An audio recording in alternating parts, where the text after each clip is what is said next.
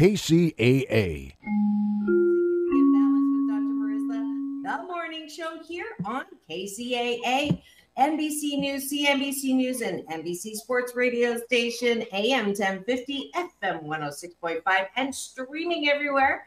iHeartRadio, Spotify, Stitcher, iTunes, TuneIn, Audible, Amazon Music, Tiki Live, Rumble, Podchaser, Streaker, Spreaker, and more.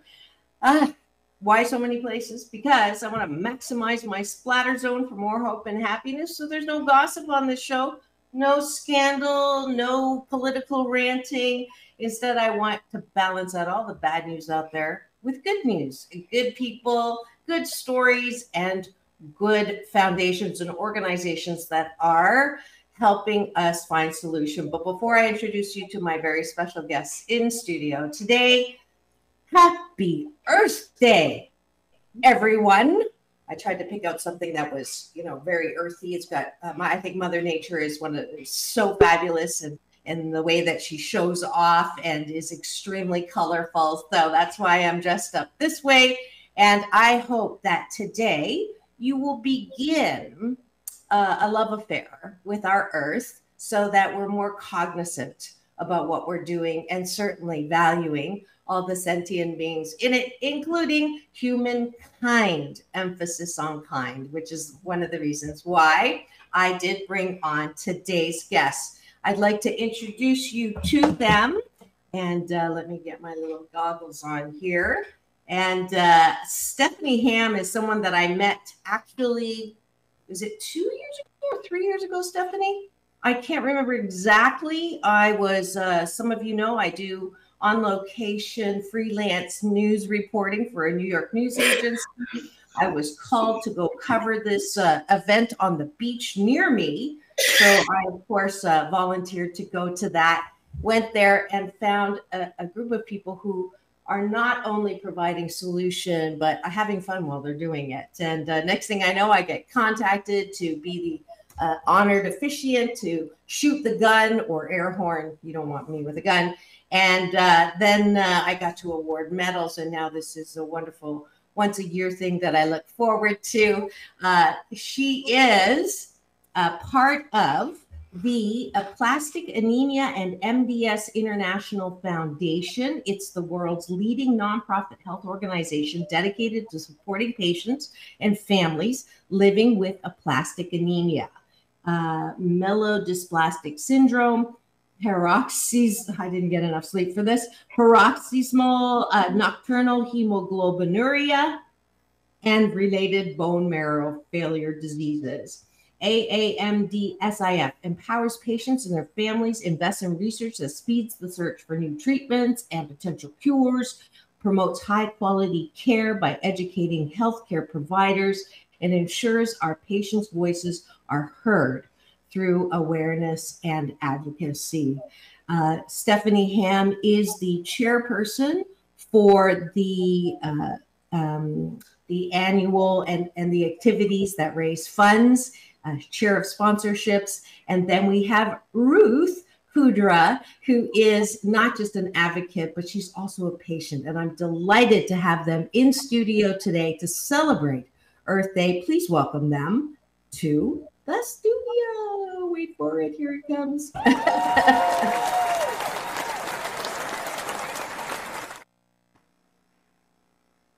Welcome.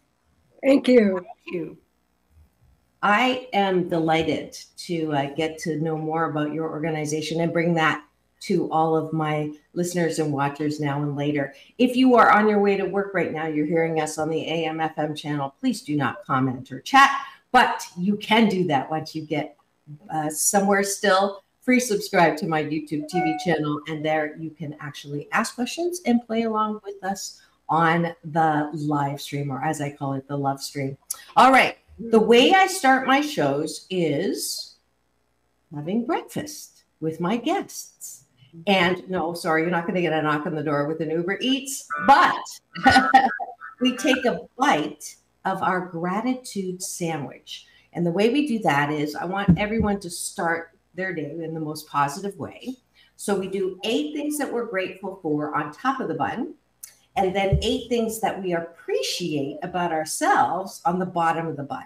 And we do it so we have 8 total. It doesn't have to be long. We do 1 word gratitudes and appreciation. I purposely didn't warn you because this is something we want to do like unplanned and spontaneous so that I work your muscle, everyone's muscle, on just starting your day with gratitude. All right. So I'll start. I am grateful that this Saturday morning I get to come and start the race at the AAMDS walkathon. Is it a walkathon or a marathon? You're calling it a walk, right? Right. We call it the March for Marrow. So you could walk or run. March for Marrow. All right. I'm grateful that I get to do that on Saturday morning. And what are you grateful for, Stephanie? For your invitation. Absolutely. Ruth, what are you grateful for? I'm grateful to be here and participate in March for Marrow. It wasn't always clear that I would be here. I am grateful that the planets did not crash into each other last night. And we have another day, with that solar eclipse. It's so good that we as human beings are not in charge of gravitational pull. Lord knows what would happen. So we have a new day to love, laugh, learn, and respect, create, innovate, etc. Let's see. Do we have anyone in the chat? Not yet, but Stephanie, what are you grateful for?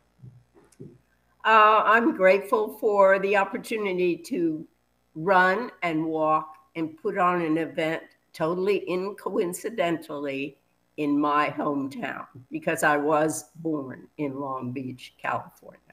I didn't know at St. Mary's. My mother graduated from Long Beach Polytech. Fabulous. Welcome home. So, thank you. Ruth. I'm grateful that I have my family around me for support at all times, and especially this coming Saturday at March for Marrow. We'll be there as Team Marrow Forums. Oh, wonderful. I'm grateful that I got to reconnect yesterday with Stevie Wonder, and he recognizes me, obviously, through my voice, and I got a nice big neck hug yesterday. So I put that on my social. You can check it out today. Doc Balance on Instagram, Dr Marissa everywhere else. I'm so grateful. What an amazing man. All right, let's go to the bottom of the button.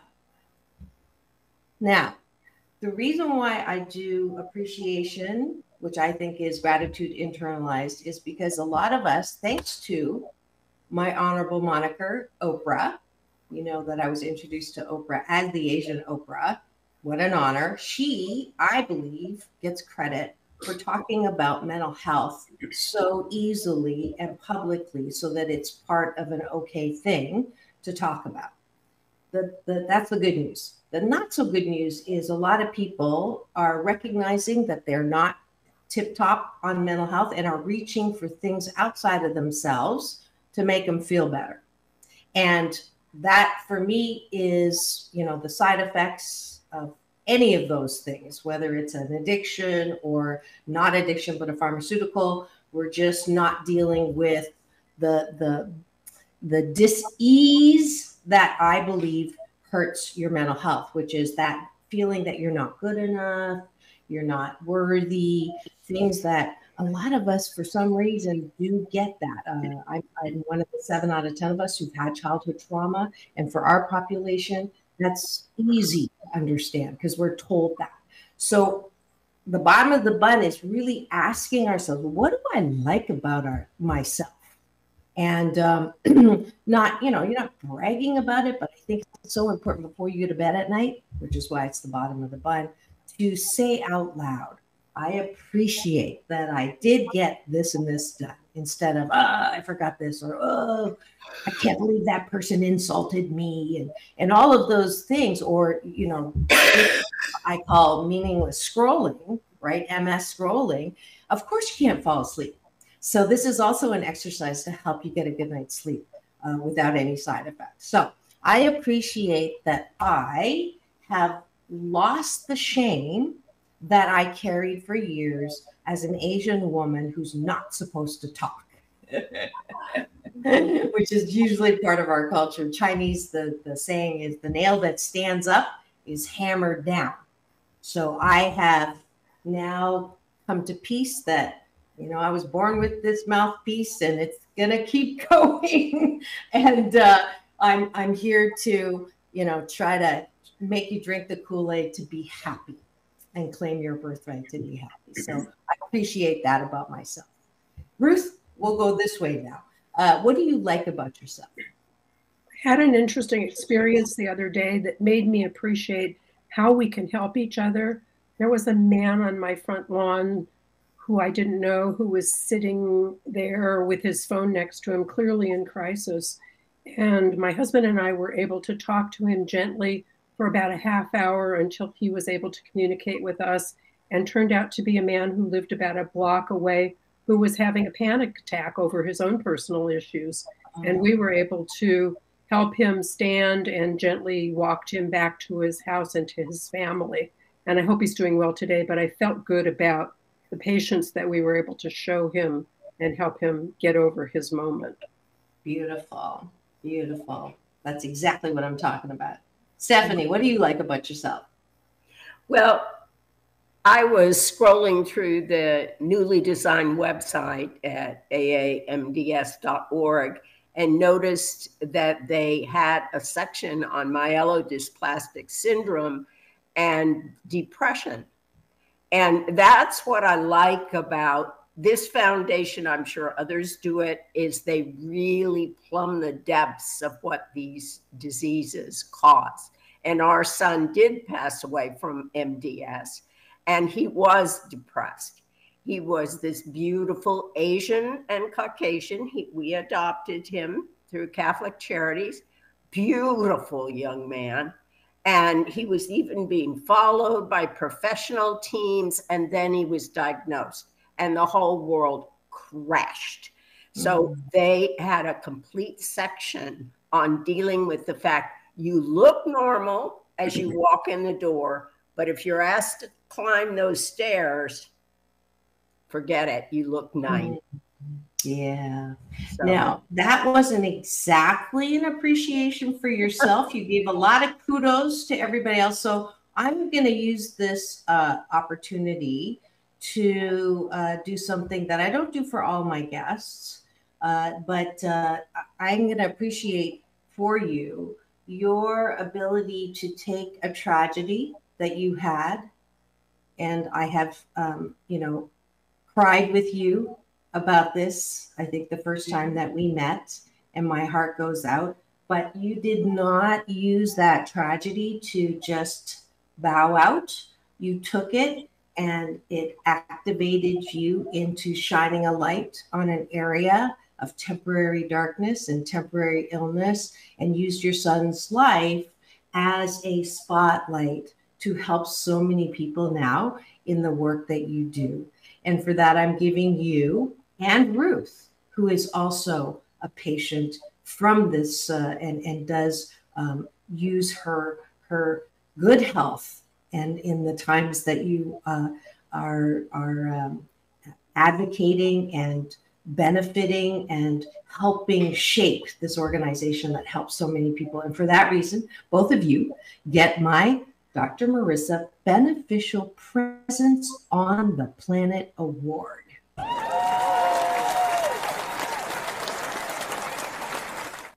Thank you. Thank you. So I hope you heard that little reminder, Stephanie, to appreciate yourself as well and not be always shining the light on other people. Because I'm going to start giving you appreciations that you're going to have to take on. All right, let's try one more. I appreciate that I have a unique and easily activated sense of humor. I love to laugh. Laughter is my favorite sound on the planet. And so I appreciate that about myself. Ruth, what do you like about yourself? I appreciate my skills at organization. I think it helps me in my volunteer work with the AAMDSIF. I run the auction for March for Marrow. And if you could see behind me on the floor and desks, you would see maybe not so organized, but way better than yesterday. Saturday. Beautiful. I understand you and your husband also took over the upgrade of the website. So that shows your organization and creativity. We've done some consulting, but the foundation had led that charge. Yay. Stephanie, one last one. What do you like about yourself? Well, like Ruth, I appreciate that I've had life experiences that I could turn around and help in this very small way, because, you know, many of us are average income.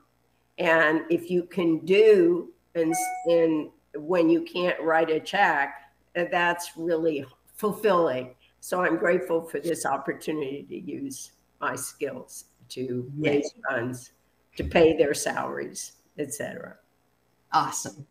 So with that, that's the end of our breakfast together. I hope you've enjoyed breakfast, taking a bite out of my gratitude sandwich, which I do every weekday morning on the shows. I would challenge all of you, if you want a good life habit or a hashtag Blisscipline, as I call it, to feel good or better every day than you currently do, then join us for breakfast. 28 consecutive days will build that good life habit, and you will start your day in the most positive way.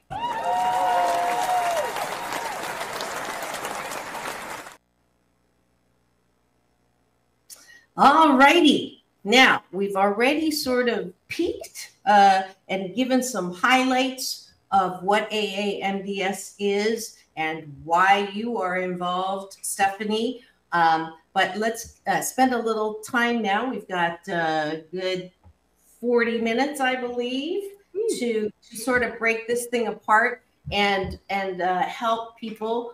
Because honestly, I had no clue that this was anything, and I was not aware of the symptoms and or the diagnoses and then the cure and all of that. So between the two of you, I want you to pretend like I know nothing about the organization. I know nothing about all those words that I stumbled over reading. And I think, Ruth, you'd be great to do that, because you actually have had one of those things. So let's start with that. But, you know, don't start with your illness. I want you to sort of frame for me sort of your life, like, and then what happened and how you dealt with it. Okay, my story from the beginning. I was turning 40, which is a marker for a lot of folks. I was very busy working, raising my two sons, who at the time were 11 and 14. I was volunteering for their schools. I was running an auction every year and doing things that moms and working people did. This is 25 years ago. So unfortunately, my father had been sick, and he passed away at the beginning of 1996. When my birthday came in the middle of that year, I thought I should really start taking better care of myself. So I went to see my regular doctor, and we did the physical, and he looked at my hands, and he said the tips of my fingers were very pale. And he thought maybe I was anemic, and if so, we should find out why. So standard blood test, big deal. I go back to work. The next day he calls me and he says, I want you to listen really carefully. I want you to drop everything, go to the hospital, and I'm sending a hematologist to see you. And I thought, well, he sounded very serious. This was clearly something important. I was working with my husband at the time. So I went into his office and I said, here's what the doctor said. And he looked at me with big bug eyes and said, oh my God. Now we went to the hospital. They put me in a room. They had a room waiting for me. Excuse me. Stephanie and I are sharing the same cold long distance. Oh no. So we're waiting in this hospital room, and the door opens, and the man who walked in was my father's oncologist. And I thought, oh my God, how did we get here? Because he didn't know me by my married name. He only knew me as my father's daughter with his name. So he said, "What are you doing here?" And I said, "I'm following the doctor's instructions." So he said, "Well, you have abnormally low blood counts. A normal hemoglobin, or red blood cell count for a woman, is somewhere between 12 and 15. My count was 4, which basically meant I had only a third the proper quantity of blood in my system. So there wasn't enough blood in me to carry oxygen. In addition, my platelets, which are normally somewhere between 150,000 and 300,000, mine were 14,000. I had always been somebody who bruised easily, but in the year preceding my diagnosis, I had bigger and bigger bruises. I could bump into the edge of the cabinet and end up with a bruise the size of a dinner plate. But I was just living my life. I didn't stop to think that this was a symptom of something. So very quickly, they diagnosed me with aplastic anemia. Basically, my bone marrow was not producing blood cells. And the treatment for aplastic anemia was something called ATG, basic chemotherapy drug that could only be administered at the City of Hope. I was at a hospital in Santa Monica, and they said, "We know what this is, but we can't treat it. You have to go to City of Hope," which is a national center for medicine and cancer research. So luckily, only 35 miles away was the City of Hope. I was immediately checked in. I spent 4 days in the hospital. I received the ATG treatment, and I was sent home to recover. I slept and slept and slept. Once they told me I was sick, kind of everything I had been doing to keep busy kind of fell away. And it took me about 6 months to feel better after that treatment. So I returned to my normal life, working and doing my school volunteer work and so forth, taking care of my kids. And they continued to monitor me at City of Hope until about a year down the line, when I had a test that showed it wasn't really aplastic anemia, it was myelodysplastic syndrome. So there's kind of a continuum in the way bone marrow functions and dysfunctions that starts with aplastic anemia, kind of very empty, low producing bone marrow. And then there can be certain kinds of abnormalities that define the disease as something more volatile and more likely to turn into leukemia, the kind of end game for bone marrow failure diseases. So now I was in the middle category, and the treatments at that time were either wait and hope you get leukemia because we know how to treat that, or bone marrow transplant. Those were the choices I was given in 1998. And because I was relatively young, had these young kids, my husband and I thought, we're not waiting around for leukemia. That just sounded insane to us. And I knew that I had a matched donor from my earlier experience with aplastic anemia. So we went ahead with the bone marrow transplant on October 6th, 1998. So I was in the hospital for 7 weeks. I came home, I recuperated, I went back to work, and we are now 25 years down the line from that experience with no trace of disease.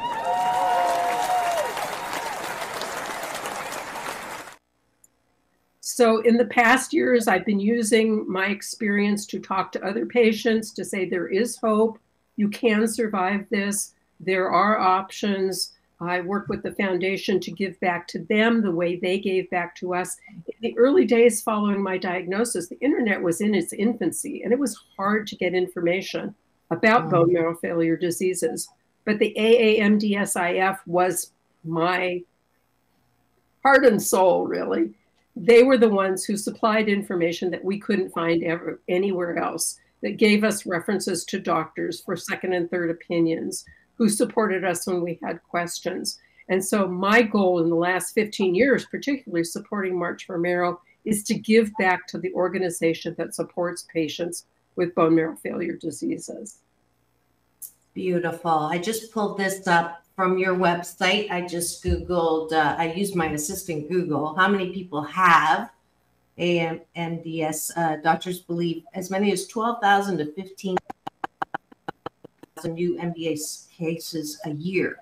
The people that are diagnosed more often, men than women, most often age 60 or older. 72 is the average age of diagnosis. I have no idea. And then I went to your wonderfully upgraded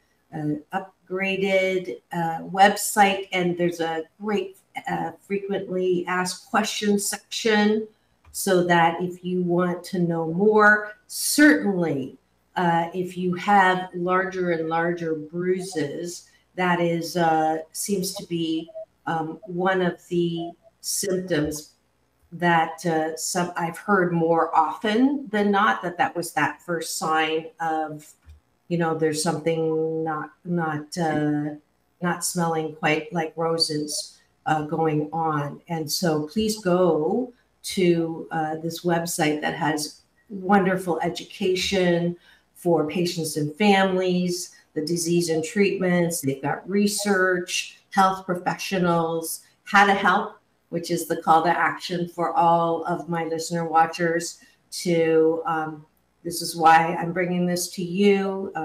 Please don't walk around thinking that your job in life is just to make a lot of money, have toys that you leave to squabbling relatives. We're here on the planet to be humankind and help wherever we can. So this is certainly another great organization that I definitely want to bring to you and promote to you as one of help. And a side note, it was in the middle of an interview with the year, and I had no clue that this organization would have been able to help my dad. That when Steffi and I were talking, I'm going to get emotional, and I'm not apologizing for tears, because tears are the disinfectant that keep our hearts soft. But I had sort of forgotten that my father's first symptoms from being completely healthy at the age of 69, a tenured professor at the University of Waterloo in Canada, and woke up, was in the bathroom and collapsed, and he had bruises all over his body. And so they diagnosed non-Hodgkin's lymphoma, but it took them 7 months to get a diagnosis. Ruth, when you're saying first they thought it was this and by the time they got the diagnosis in September, he collapsed in March, diagnosis in September, and he never left the hospital after he left LA to go back, because I brought him here to go to UCLA to see about treatment, but he never left the hospital in Kitchener-Waterloo, and then passed February 27th. So it was less than. It's a familiar story to a lot of us, and many of the patients that I was in the hospital with did not survive, which made it even more difficult for me to keep my spirits up. But with my trusty husband by my side, we just kept marching. Yeah, and that's beautiful, and I'm so happy for you. And I love it when my guests cry, and I cry, because it means our hearts are open and connected. So thank you for sharing your story, and continued good health. This organization obviously is benefiting from your good health, which is great. All right. Now, Stephanie, you shared a bit. I didn't know that he was half Asian. I think that's amazing. So what part of Asia was he adopted from? Well, he was placed in a children's home in Fort Worth, Texas, and we were stationed just north of that in Wichita Falls. We had 4 daughters. I grew up in a large family with kind of half and half boys and girls, and I loved my brothers. I loved what they brought to the mix. Now, I love being a woman, and I will never negate that, but I just felt that intermix and that interrelationship was a neat thing. But I wasn't going to have 11 kids like my mother did. I just was not that type of woman. So I said, and Bill and I had talked a lot about adopting. So we looked into it, and of course, being American, we were thinking part Latino or part African American. We didn't care. We did not care. And here was this beautiful child who ran up to us and said, I help all the little kids make their beds in the morning. Now I'm going to tell you, when he moved in, that was a challenge. But anyway, he was part Thai and part American. And his mother had brought him to the United States to meet his father. But it didn't work out to be a family. So he ended up. Anyway, Garrett was a wonderful kid in the way I feel he influenced our 4 daughters. They became more active in sports because, man, he got into the house and anything that was round, he took it out, and he had teams in the street. And yeah, that was that's beautiful. And if you've just tuned in and you're wondering what's going on in studio today, this is Take My Advice. I'm Not Using It. Get Balanced with Dr. Marissa, the morning show here on KCAA, NBC News Radio, home to the Asian Oprah, and streaming everywhere. iHeartRadio, Spotify, and of course, my Show Central, which is my free subscribe and membership subscribe YouTube TV channel, where if you do that, you will get an alert every weekday morning for the morning show here with Dr. Marissa. And it is AM 1050 and FM 106.5. And today is Happy Earth Day to everybody. Happy Earth Day to you. And that is how we're celebrating, not with my singing. By the way, I forgot to say gratitude. I made it to the next round of the international karaoke competition that I was invited to participate in. I got the notice yesterday. I was in the top 7, so I got move on to the next round. So yay me.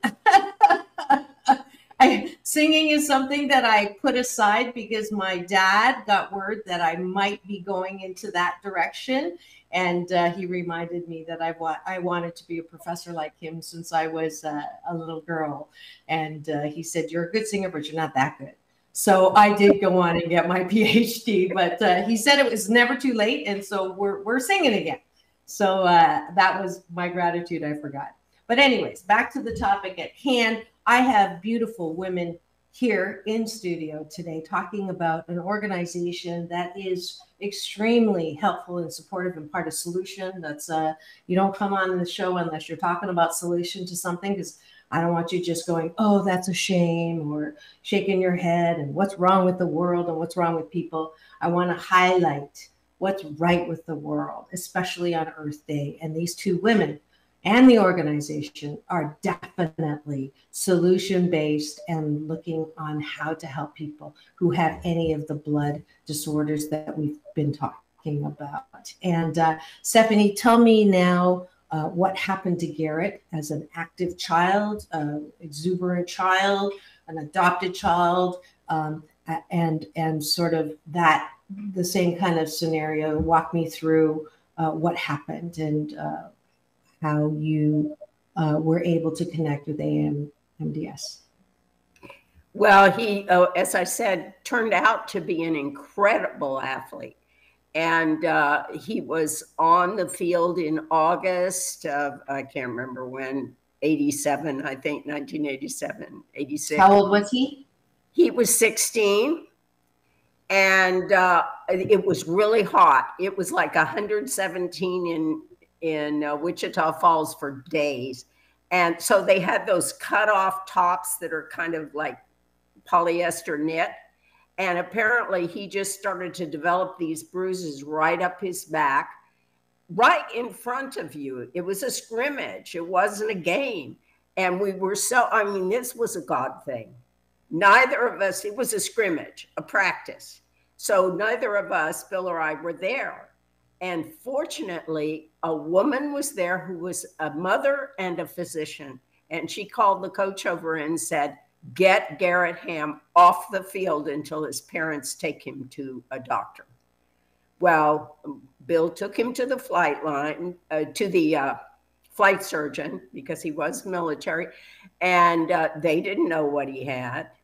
They referred him to an oncologist. and the oncologist didn't know what he had, so put him on prednisone, which is a kind of a normal protocol for people that have low blood counts. And it did impact him in terms of he could go about his day-to-day things, but he lost any opportunity for athletic scholarships. He was a liability. And just with what he had in terms of energy, et cetera, he pursued a degree in like hotel management and that kind of thing. And then he came out of remission in Los Angeles. He was at Long Beach State. He came out of a remission. His sister was at UCLA. He called her and he said, "Lovely, something's happening. I can't. And she just drove straight to him, took him to UCLA emergency room. They put him in the hospital. They said, "We don't know how you're living. No red blood cells, no white blood cells, no platelet count." Was it how long after? Like, he was still 16 at this point? Oh no, he was like 21 by then. So from 16 on prednisone to 21, he lived a fairly normal life. But I'm going to tell you, as a man, he didn't want to go to the doctor. He didn't want to know anything that was happening. You know, he avoided everything. 5 years undiagnosed. And yeah, and well, it's interesting. We had a patient family conference here in Texas last fall, and the doctor said, "I am here to tell you that Texas doctors tell me now they know how to diagnose bone marrow failure disease, but they have no idea how to treat it." So this is, I think, what fires us is that, yes, it's a disease like cancer. It's a disease like heart disease, but it's also a disease that doctors are trying to get to the bottom of. And in the meantime, parents, patients need to be treated with knowledge and advice as to how to live with it.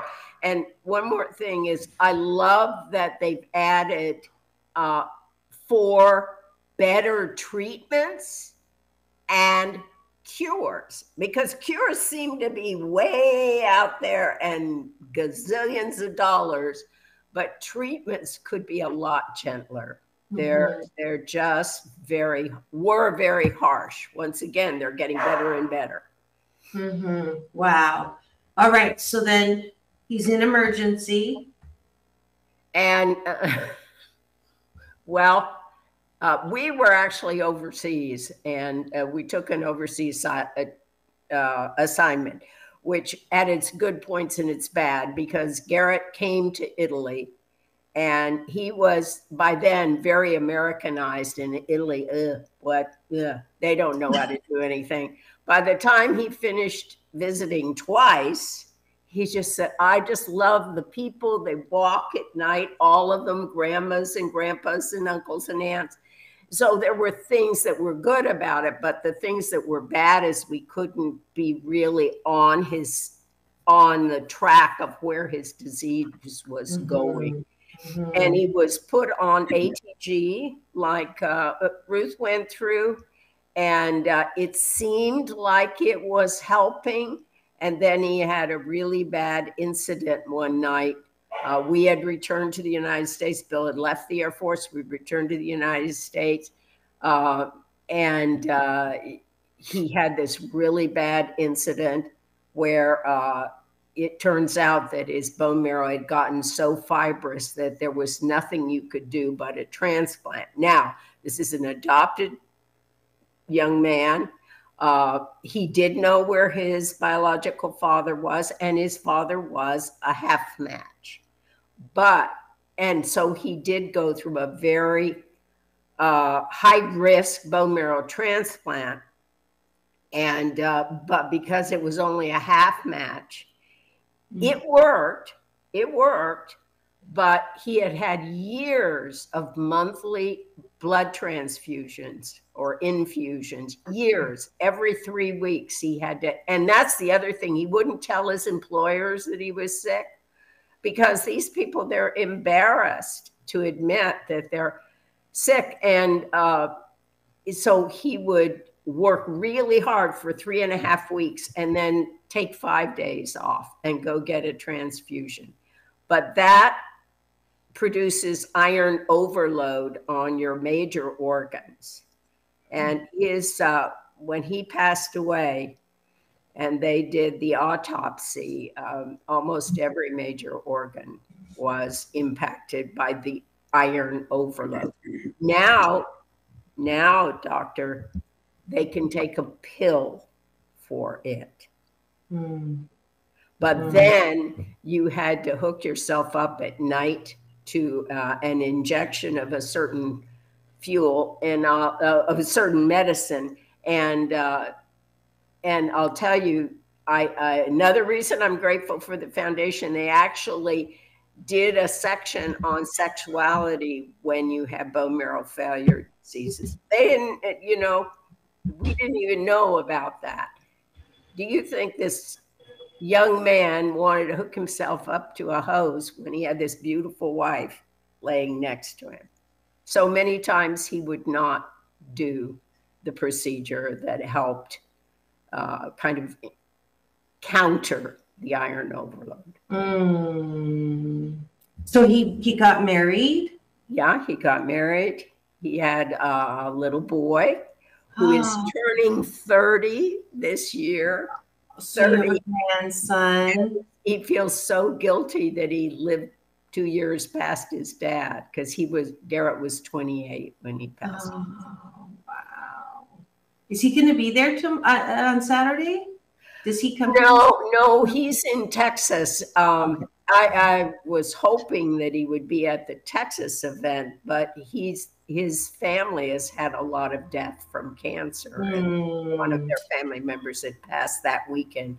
So, but and just you saying that he felt guilty that he lived 2 years past his dad. I mean, the emotional part of this disease, and I want to just sort of move that to that, because I cannot believe that, Ruth, your attitude and your BS, what I call belief systems, have not helped you be 25 years free, and Stephanie losing a son that you adopt, and has, watching him go from vibrant to, not taking care of himself because he didn't want to affect his vibrant, to be vibrant. I mean, the emotional aspect of this, as a parent, as a patient, if anyone is listening, this is not just about AAMDS. It is, but I want you all to listen from people who have moved through this pain and come out powerful, which is my formula for moving through pain. You've got to move through it. Pain is mandatory. Suffering is optional. What can you advise or recommend or attribute your success in moving from the grief and the, I don't know how angry you got. I mean, I can't, I would be, it's normal to say, why me? Why him? What's wrong? Yeah. So take us through that for the remainder of this program so that we end on a solution and hope. Ruth.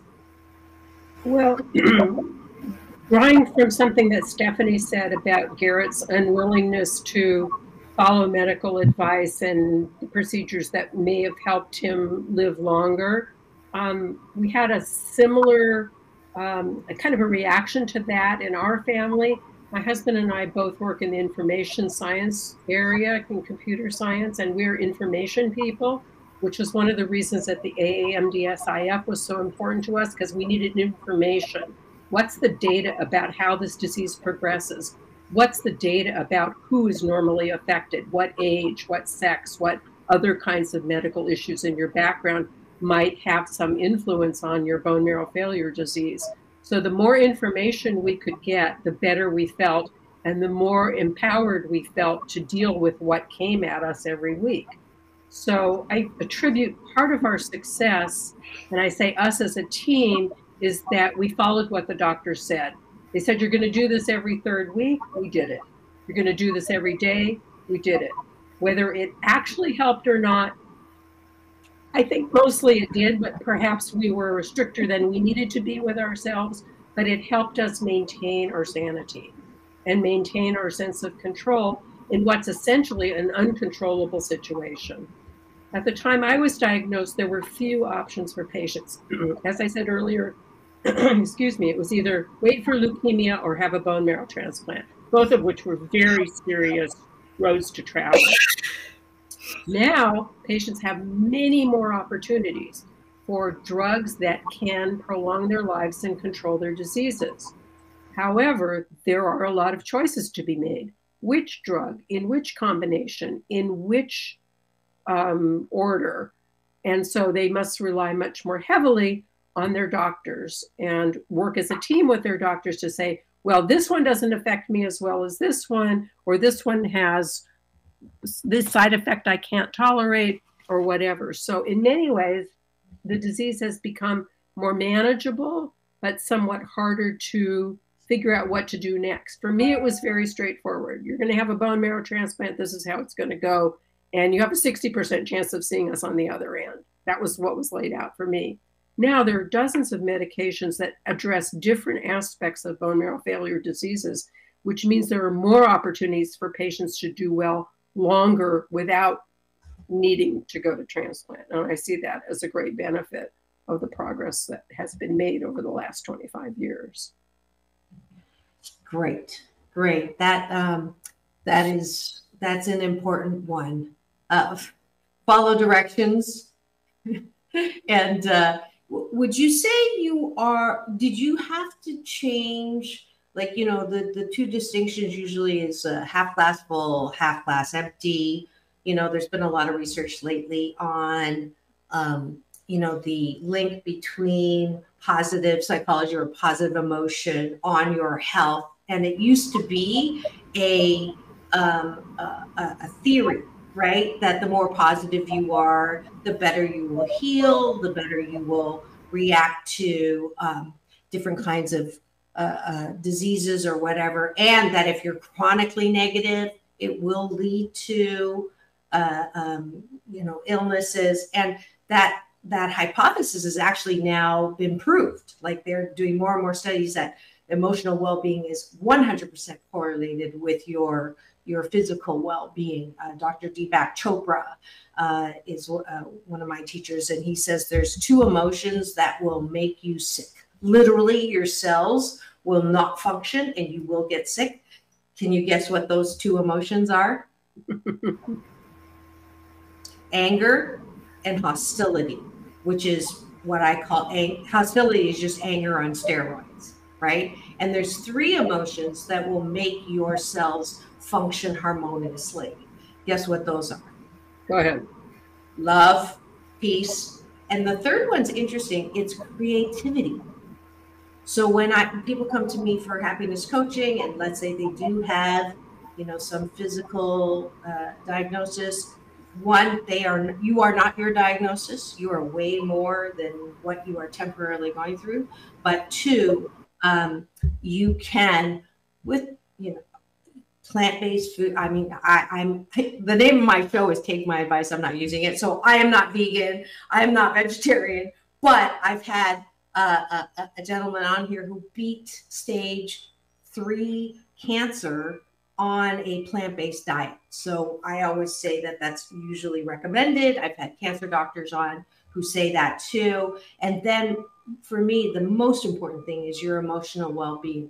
So Ruth, can you share, and Stephanie, can you share some BS belief systems? And we're in our last 5 minutes here. So maybe one most key thought that you had that has carried you through what you went through. And one key thing for me was something that you actually just said, which is that I am not the statistic. The statistics for the survival of a patient in 1998 from myelodysplastic syndrome were grim. The statistics for survival via bone marrow transplant were grim. And you had to go all the way back to 1980 to find enough patients to evaluate the statistics. And the difference in treatment between 1980 and 1998 was night and day. So I convinced myself, and I think it's true, that I was not going to be any one of those earlier statistics. And that helped me think, I just need to go down this path and we'll come out fine at the other end. And it ended up being the case. Stephanie, we have 1 minute. So go ahead. And then I want to make sure people get to the event. Oh, I'm so sorry. I muted you because there's a little bit of a funny noise. Sorry, my bad. Go ahead. I just learned a lot from Ruth. You know, I think that we worked the reverse because there was no information. And like I said, I found AAMDS, I think, around, so he was diagnosed in 87. I found the foundation around that time, 88. And boy, the thing about it was they were 1.5 employees and they answered your calls. And plus, they wouldn't take no or negative as an answer. They were always looking for doctors who would talk to them, which we were very lucky to have Dr. Neil Young at National Institutes of Health, who just took the bull by the horns. And they began to produce these newsletters, like Riz said, no internet, newsletter, paper newsletters you would get in the mail, and read voraciously. Now, I'm going to cut you off for a second because we are going to lose the time. I want to make sure you see where we're going to be this Saturday and how you can go. Those of you who are exercise buffs or not, come and walk and run or march for Marrow. It's in LA. It's right over there. I live really close. It's called March for Marrow. It's the walk and 5K, Shoreline Village, Long Beach, Saturday, April 27th. You can register online. It is Shoreline Village is a beautiful place over there that is not far. If you live anywhere close to LA, please do join us on Saturday. I will be there with the gun, air horn, to start the race. And then also I get to give out the medals.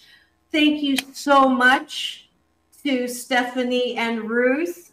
I look forward to reconnecting you in 3D with a big hug on Saturday. Thank you for tuning in. Thank you for being part of my Earth Day celebration today. This is what I do at the end of every show. If you would do this with me, it's all about balance, peace in, peace out, world peace through inner peace. This is Dr. Marissa reporting live from my living room and hoping that you have the best day ever. We'll see you tomorrow. Thank you. Thank you. And Saturday.